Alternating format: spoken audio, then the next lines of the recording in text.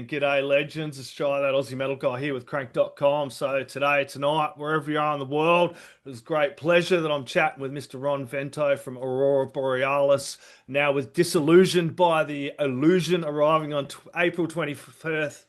Pardon me, through Non Serviam Records. Aurora Borealis continue a journey that stretches back over 3 decades, carving out a sound that has always felt fierce, atmospheric, and unmistakably their own. This new record feels like another strong step forward for the band, still rooted in that black and death metal intensity, but also carrying a real sense of freedom in the way these songs stand on their own. Ron, it's an absolute pleasure to have you here, mate.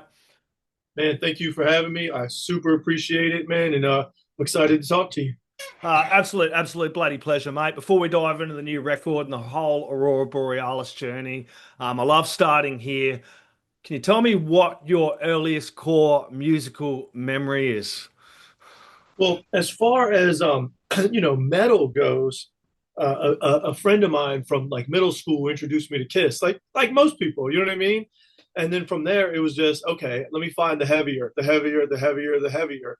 And within a couple of years, I was probably discovering, most of the thrash bands, the early thrash metal bands, and then it led to Cannibal Corpse, and then it led to anything I could find, and eventually my true passion, I came to the black metal scene, and that's where my true passion is, and that's where it's been for the last 20 years or so. But I love it all, man. Don't get me wrong. I love it all. I love all rock, metal, those kind of things. I'm the same. It is definitely a slippery slope as you ascend, and black metal just gets better with fucking age. What was that one Right. album you said that kind of you got, and or artist that kind of brought you over to the dark side, as we say? Well, it was early Kiss for sure. Yeah. I was introduced to Kiss and a lot of the earlier Kiss records. Some Where'd of it the go first from black metal ones. though for you, mate? Oh, as far as black metal, Yeah, yeah, man. it was probably bands like early Dark Funeral, Marduk, Yeah. Ethereal. Those kind of bands were the ones I gravitated towards, and I was always more into the European black metal. I like it all, but don't get me wrong. It was that European melody, that melody mixed with that feeling, that passion that they have, and that's what I really enjoy, man. Yeah. At what point did it turn from you being a fan of metal to going, hey, man, I want to make this myself. I want to do something on my own. What's funny is as soon as I heard, true rock music, I knew a girl and she had a guitar in her closet that wasn't being used. And I was like, let me play that guitar. And she was like, no, you can just have it. And it was a piece of crap. It was a garbage guitar, whatever. But I mean, it was almost instant. Like as soon as I heard it, it was like, man, I got to do this. This feels great, And it was a slow progress, but I practiced every day. I had a true, real passion for it, and I dedicated myself to it, man, for years. I kept practice logs, if you can believe that, man. And do you remember kind of the first riff or song you ever wrote that was yours? Yeah, well, we had an early thrash metal band, and this is probably only a couple years into me actually playing. And it was a drummer friend of mine. He unfortunately he's dead now, but we had a little thrash metal band, and we used to write riffs, and then we made a little 5-song demo. So it was all kind of done at the same time. This little 5-song demo. What's funny is a couple of those riffs actually made it onto the first EP, 1996 for Mansions of Eternity, our first EP. So I thought a couple of them were good enough to bring over and use on a record. Maybe they were, maybe they weren't, but I did it anyway. What was the initial vision? So tell me a little bit about starting Aurora Borealis first. Kind of what was that kind of vision starting the band, and kind of what was it like, the initial kind of moving I from got you. your last band to there? Yeah. So what's funny is I used to live down in Atlanta. I'm up in Maryland now, and this Georgia, Atlanta, Georgia. And I was playing with. Have you ever heard of a band called Hallows Eve? An old thrash metal band called Hallows Eve. The name sounds familiar, man. I reckon I would have come They, across a track here or there, dude, but it sounds they, fucking hell familiar. I'm checking. their biggest record was like Death and Insanity, but Yeah. they got pretty big. They were actually one of the few thrash metal bands that got signed to one of the majors, but they didn't last long. But I was in a band with one of the guys from Hallows Eve. He had, quit Hallows Eve or got kicked out of Hallows Eve or whatever it was. And I was in a band called Lestregus Nosferatus. Yes. And it was black death metal. But a couple of things. One of the main guitar player, we were great friends and we're still friends. But I found that I was getting a little too technical for him, and he was struggling a little bit. And I give him nothing but credit because he sort of helped me break into the scene and things like that. But I was playing with him, and I didn't really like either the theme of the band, a very satanic band and those kind of things, and that's not really what I'm into. Yeah. And so after all this time, I figured, hey, I'm gonna start my own thing. So I quit that band and I made Aurora Borealis. And then I couldn't find a drummer because the drummers I use are pretty good drummers. Yeah. So I had Yeah, to go dude. down to Tampa. And in Tampa, you remember a band called Brutality? Oh yeah, I've heard of Yeah. them, So I was dude. working with Jim from Brutality on the drums, but I went down there like two or three times, and he and I just couldn't mesh because he would always want to take breaks, man, and he would just go outside and get high, and I'd be like, "Dude, we should be practicing," and da da da. So the funny story is, and I'm sorry to make this so long-winded, but the No, funny story is, I heard another drummer playing in the Cannibal Corpse rehearsal bay. This was in Tampa now, fuck and yeah. I said, "Who the hell is that dude?" Well, it turns out it was a guy named Tony Laureano, who is one of the best of all time. And so I called Lee up from Monstrosity. I was like, "Who's that guy playing drums in the Cannibal Corpse Bay?" And he said, "Oh, that's Tony Laureano. He's sitting with me right now." So I talked to him. I explained to him what I'm doing. I showed him the material, and he said, "Hey, I'll have this. I'll have this done in 3 days." And I was like, "You're so full of shit, man. That's impossible." But I came back a week later, and he had it all down. And we booked Scott Burns, the legend Scott Burns, in Morrisound Studios, and we made that first EP. And that's the whole launch of the band, man. Like Oh literally damn. just like that. And what a fucking beast Tony is. I'm looking at the list here, dude. He's like this many bloody bands. It would have been pretty great to work with him I from mean, the get-go as well, and kind of having that standard as well, and having that clear picture, I suppose, of what you wanted to sound like going forward, yeah? yeah, and the thing is too, he was the type of drummer that could deliver the blast that I was looking for, the doubles I was looking for. And like many of the drummers that I have used, he even though he had worked with some other bands like Acheron and these other places, he hadn't quite hit the main yet. He hadn't played for the Angel Corps and the Demi Borgirs and all these great bands that he played for. So I caught him early, and he just ended up being a good friend, and I learned a lot from him. And he made the vision come to life, whereas I couldn't get that vision to come to life in Atlanta because I couldn't find the people, you know. So he was a milestone in launching the band. Yeah, looking back now at those earliest releases and kind of where you've gone from now and over 3 decades, what do you feel are some of the biggest lessons you've learnt from this and the band going forward? Well, I was pretty hard headed early on. It had to be this way and that way. But working with all these drummers, they're the ones that really taught me the most, Yep. because they had experience that I didn't have. They had live experience, they had studio experience. They had, we had only cut demos in that other band I was in. So they had all this experience to lend to me. This is how you record. This is how arrange. This is how you do certain things. And I credit those guys, Tony Laureano, Derek Roddy, Tim Young, all these guys. They taught me so much, and they are the stepping stone to Aurora Borealis becoming what it has been. And obviously, me just studying music and writing. And I went to a music school, and I try to write I try to write songs, not just put 82 riffs together in one song. So the composition and everything like that, man. But yeah, it's a process. Yeah, now bringing it to the present with Disillusioned by the Illusion about to be unleashed, which is April 24th, as I mentioned, through Non Serviam Records. I'll see if I can get that out a few more times. How are you feeling at this point with the album finished and ready to go? I feel like we're always making progress. I'm excited for this record to come out. I'm excited to be on Non Serviam. They're like, this guy, man, he's the greatest label owner there is. He's so down to earth. I had a conversation with him the other day. I was supposed to last 5 minutes, and I think it lasted an hour because we just related so well. And even though we do it, and it's I don't like to think of any of this as a business. I just like to think of it as a passion. And I think he has the same. He won't sign a band if he doesn't like them. No matter how much they'll sell, they won't sell. It doesn't matter. He has to like them. So I really respect the way he runs his label. And I think we made a pretty good record.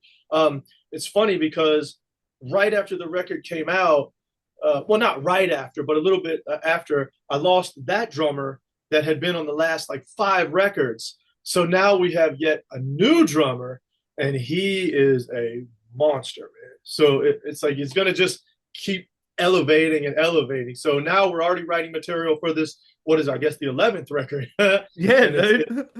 gonna be incredible, man.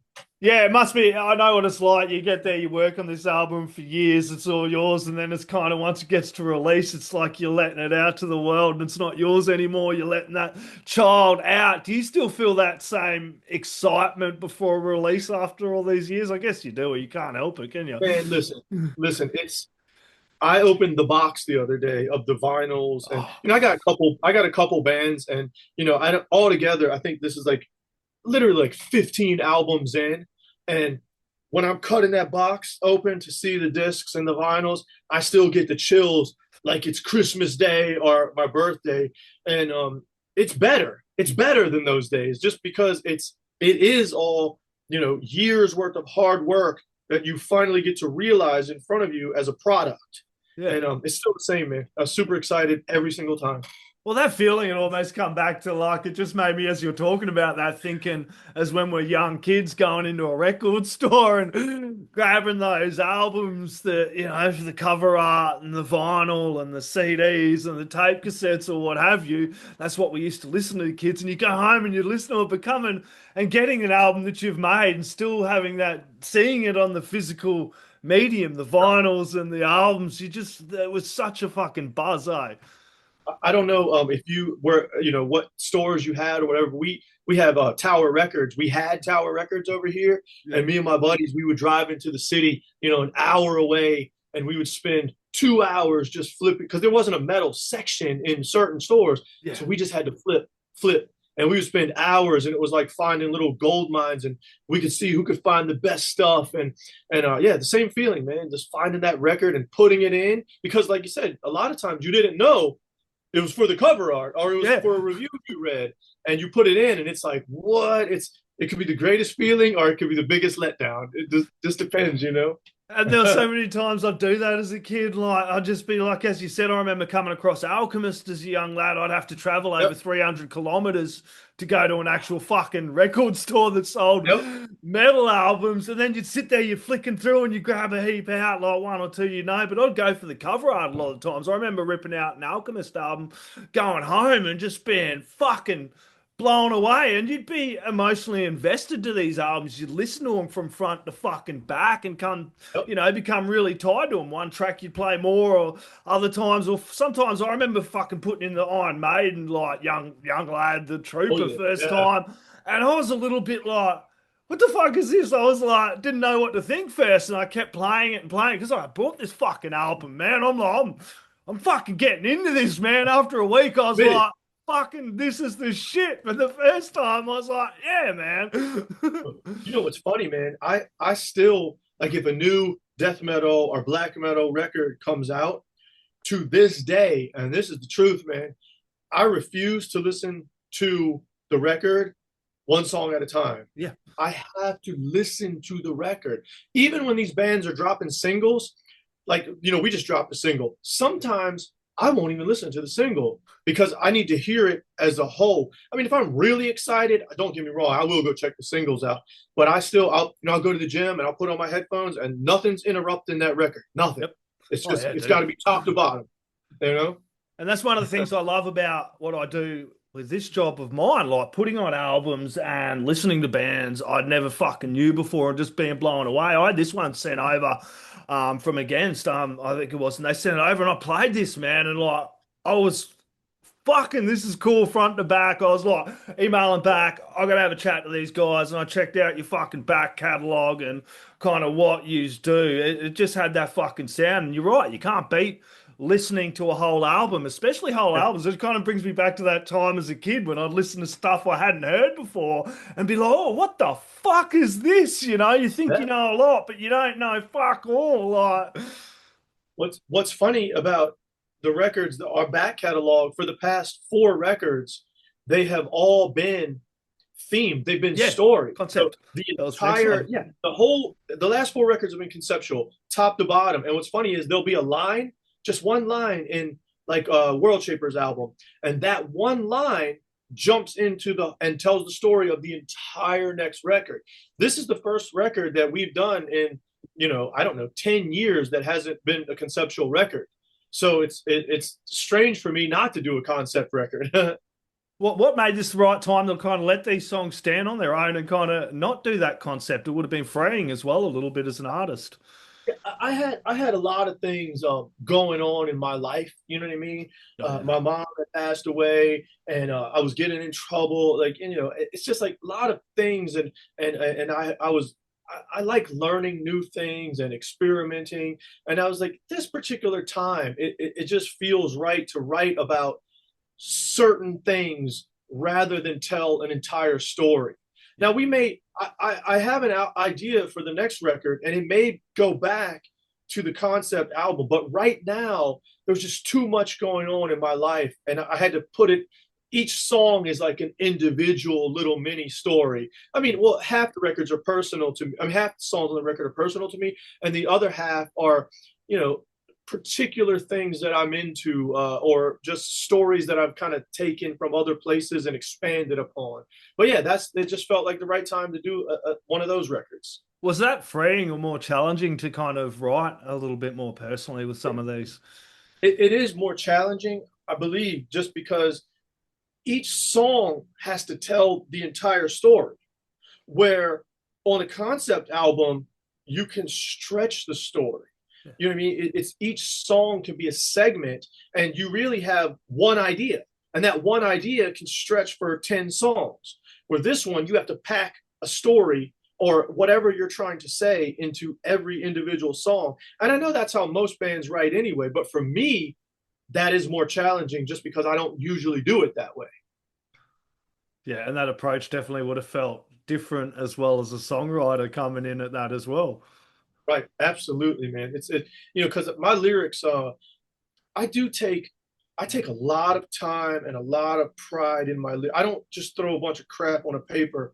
I mean, I really do spend so much time writing them. And I love when somebody will email me or text me and say, "Hey, man, this line," or "What did you mean by this line," or what. And I love that when people take the time to read the lyrics, just like we used to do Yeah. when we got the Oh, vinyls. yeah. We used to pick them up and read the lyrics. That's still important to me. I don't believe in just slopping down a bunch of stuff just because, you know.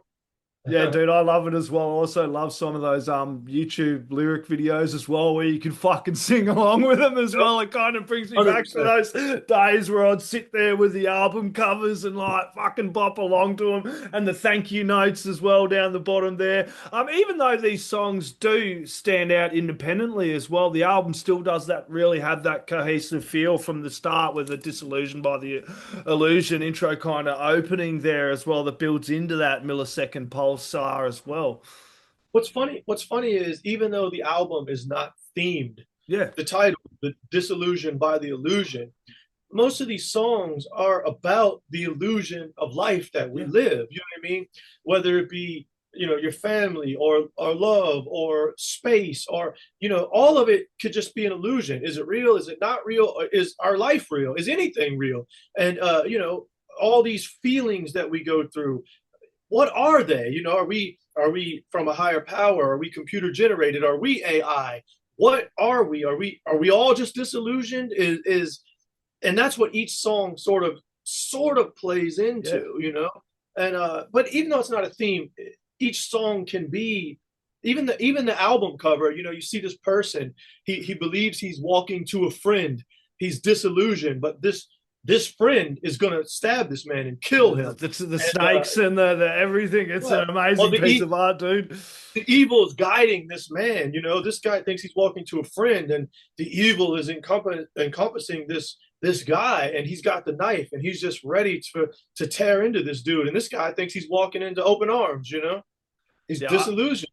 I love the subjectiveness of the name, as you can think about it so many different ways. It's just a really cool, and you exactly where I was going with the next question as well. That one there, the phrase and kind of what it meant as well.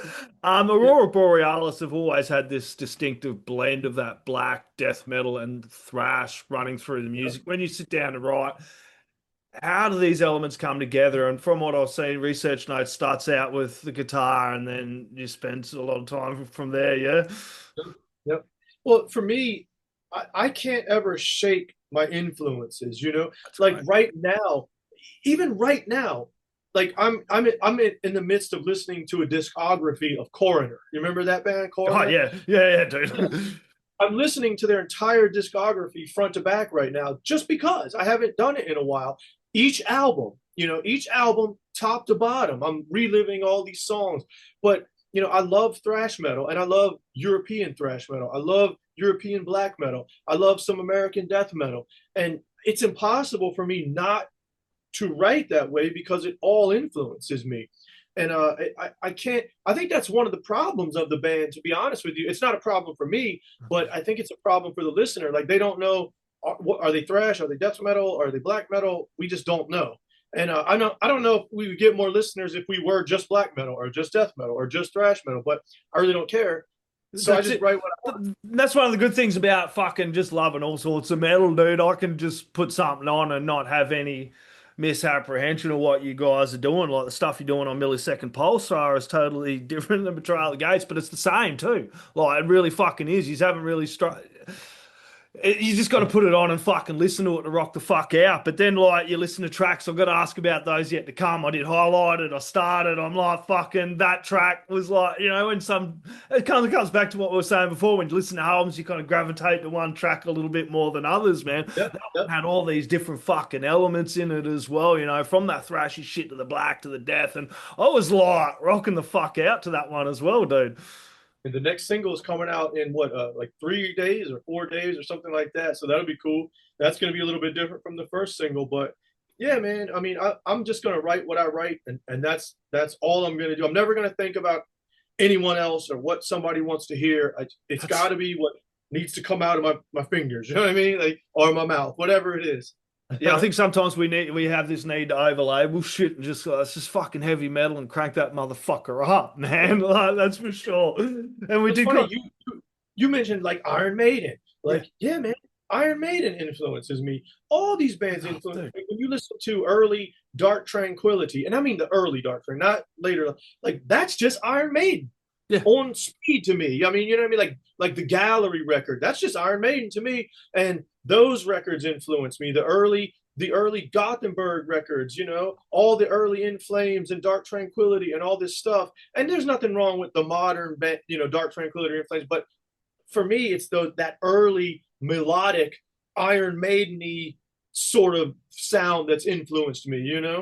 Oh yeah, for sure. And they actually, speaking of Iron Maiden, I can't wait to see that doco they've got fucking coming out. That looks Yeah, absolutely it's fucking amazing, gonna be dude. awesome, man. It's gonna be Yeah, awesome. dude. Your catalog has moved through mythology, history, comic themes, deeper philosophical territory over the years. How do you look at the lyrical and thematic evolution of yourself as a band and the early records to this one? It's funny. I've always, like I said, I've always like taken great care in my lyrics, but I look back on my early writing and it was very even though I thought it was cool at the time or whatever, I call it like very cat in the hat, very Yeah. rhymey, you know what I mean? And it was okay, it was good. I'm so proud that I never wrote about gore, I never wrote about Satan, I never Yeah. wrote about the generic things. It's so funny that first EP I did, it was all Egyptian Yeah. mythology or whatever. But I did that record just about the same time that Nile did Festivals of Atonement, and I said, oh my God, these guys are doing Egyptian on a different level. Fuck So yeah. I'm not doing that. I'm not trying to compete with that. So, but then I We're just going somewhere moved. else. But there are other Egyptian songs here and there, but there's Greek songs, there's Roman songs, there's religious songs, there's it. I love. There's two things I love: history and space. Those are the two things that I just can't get away from. My dad was a NASA scientist, so I grew up around these NASA scientists, and space has always been very important to me. My recording studios, the named Nightsky Recording Studios, you know, and half my albums are sci-fi and space oriented. So I those are the two things, man. But I've evolved because I think my lyrics get way more in depth, and then you actually have to like dive in to understand some of them. They're not, just read them and understand them. It's like, well, hold on, what's going on here? How do you interpret them? That's important to me too. Sometimes it's how you interpret them and not what I meant, but how you might see it, you know? And that I think it is evolved. I think the evolution is pretty awesome, man. And not trying to, talk about myself too much, but I love No, my lyrics. that's what we're here for, though, mate. That's the idea, though. And the lyrics, though, you can see that in the lyrics that comes back to what you said before. You put that time into your lyrics, you go away, you check it, you think about it, you research what the fuck you're actually talking about, and you come in, and it's pretty obvious. Space is like a big thing, Aurora Borealis and the history and everything as well. I sent one of your tracks to someone off your last album, and they're like, checked it out. They're like, fucking sent back a heap of stuff about Egyptian shit from your early stuff. And they're like, this ties to that and that and that. So they picked it up as well. So it's funny that you actually come back to that. You kind of record and produce this at your own Nightsky Recording Studios, which I Yeah. did fucking jump on and do Well, the old Google fucking searches as well. It was really important to you to have that hands-on approach, and it's quite obvious from the day one to right now to where you are. It's a huge part of Aurora Borealis's identity, I say, yeah. Well, you can definitely hear the evolution in that too. So the first record we did, I was fortunate enough to know Tony Laureano, who drummed on it, and he knew Scott Burns. And Scott Burns is the legend. He is the epitome of metal recording to me. So I did that first record with him, simultaneously slowly building my studio. And then I did the second record with a guy named Bob Moore at Sound Lab, who did a lot of the early Nile records. So I wasn't happy with that, believe it or not. I didn't feel like it was a good sounding record. So I came back, and my studio it was just barely good enough to make a record, right? And the third record we made, believe it or not, I think sounds a little bit better than the second record we made. And it was made in a garage with the cheap equipment and things like that. But I was working with Derek Roddy at the time, and he's the top guy, and he knew a lot about recording. So we put this album together in my garage, and I think it sounds better than the second record. And from there, my studio kept growing and growing and growing, and the equipment kept getting better, and my skill set kept getting better. And now, here we are 30 years after the fact. It's a full-blown commercial facility, and it's operational every day if I want it to be. And that is, my life. That I don't do anything else except make music every day, whether it be my own or other people's. So much so, I'm kind of sick of it, to be honest with you. I'm trying to sell my recording studio right now, if you can believe that. I'm trying to sell it and get out of the business, Yeah. and just focus on, my own records and my personal life and things I like to do outside. It's almost like I'm sort of ready to retire, but I also want to do a little bit more touring. I want to do, writing my records, and I have just a lot of cool hobbies that I want to focus on. And, my kid, I got like just a lot of stuff I'd rather do rather than be sitting in the studio doing someone else's music every day. Yeah, I get that, and music's been such a huge part of your life for so many years, and like I totally get it. You want to take that little bit of a I time tell to people kind of back as well. I tell people that's really been my only job, Yeah, for like forever. Like, of course, I had to take a job for 6 months here or a job for 6 months there, but once my facility went commercial, I mean, for 25 years or 30 years, there's no turning back. That has been my job. So yeah, I mean, you do get fried on it, but yeah, it is like who I am. It's part of what I do, and I'm just kind of ready to move out of that phase of my life and focus on my things. yeah. Well, you kind of touched on something there about you want to get out and play live a little bit more because with everything that's going on, you're locked into the studio. It's kind of you have been a little bit more of a studio driven entity than, getting out and playing a lot more of the live shows than you want to. Is this something you really want to change going forward as well once someone fucking snaps that studio up? Yeah, well, and if they don't, I'm going to piece it out one Yeah. piece at a time because I got a lot of very high end stuff, Yeah. and I'm going to keep just enough to make my own personal records. But yeah, you're right. Aurora has been like a studio. It's been like my baby, my project. It's been what I've done, and Aurora really hasn't done much live stuff. I mean, early on, of course, we did, and with Lestregus we did. But I have a black metal band, and that's the band that tours and plays and things like that. And I'd like to focus on that a little bit more as well because that's sort of taken off right now, and I think it's a good time to follow up with that. Imperial Crystalline Entombment. Right. Yep. You give it a plug, man. That's what we're here for, bro. You gotta plug this shit, dude. Go check that fucking band out as well. That kicks fucking ass, man. That's just pure black metal, man. That's dude, it's black. Yeah, I love it, man. Disillusioned by the Illusion is out in the world. What comes next for you, mate? And what are you most excited for people to experience from this chapter? Well, I'm just hoping people like this new material. It's still Aurora, but it's just a little bit different than the old Aurora. It's still Aurora. It's still relentless. It's still in your face. It's still slash your throat kind of metal. But we got this record coming out. I hope everyone loves it. But we've already started writing the next record because of my new drummer. He now, just like you could be influenced from everywhere. This guy was a guy that I listened to and I showed my other drummer. I'm like, yo, hear this guy. This is the guy that we need to sort of be like, because listen to his creativity and taking nothing away from my old drummer. He is amazing as well.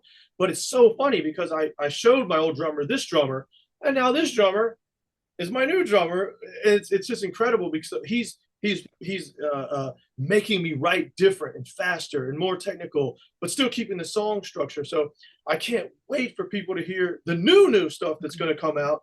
So that's one thing we got coming out. We also have something really special, and I don't know when this is coming out, but I don't care. I'm just going to talk about it anyway. We have an insane re-release coming out on vinyl, super limited. No one really knows about it yet. It's the first real album, not the EP, but it's called Praise the Archaic Light's Embrace. That's coming out on 2 different versions of vinyl. And I'm talking about the full works, man. 2 different, beautiful vinyls, totally, you're going to see them. They're going to be great. But black foil, black on silver foil sleeves.